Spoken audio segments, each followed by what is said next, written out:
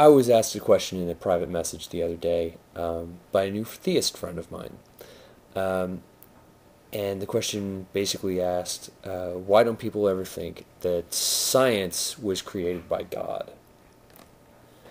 The reason that I don't think that is because religion and science are on the opposite sides of assumption.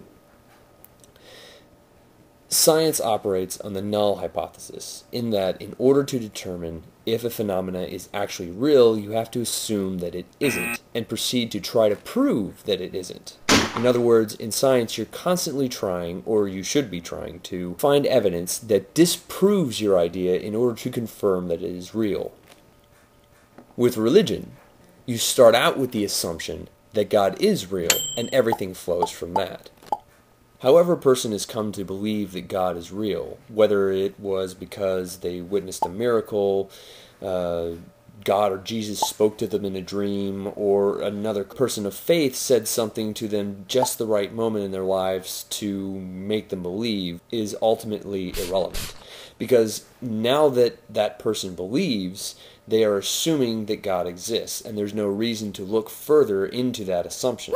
Precisely because once someone has assumed the existence of God, what one considers to be evidence of God's existence is everywhere, because everything you observe is covered under the assumption that God is either directly or indirectly responsible for any given phenomena. Where the trouble comes in is when one tries to apply the results of assuming God to the real world. The assumption of God has no functional relevance to the real world, other than being used as a tool to move those who believe into action, which has great power in and of itself, but there are no functional truths about the universe revealed through assuming that God's the answer.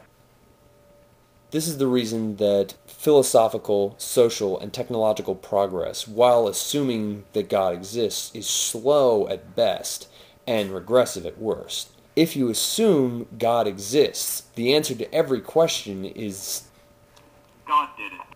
God may exist, but the concept of God is stagnant until it is moved, sometimes forcibly, by the exponential and branching forward progress yielded by the application of the functional truths revealed through science. And this is why I think science and religion are in fact opposites. The more knowledge we gain through science, the more the concept of God must change to fit the facts, moving deeper and deeper into the realm of obscurity.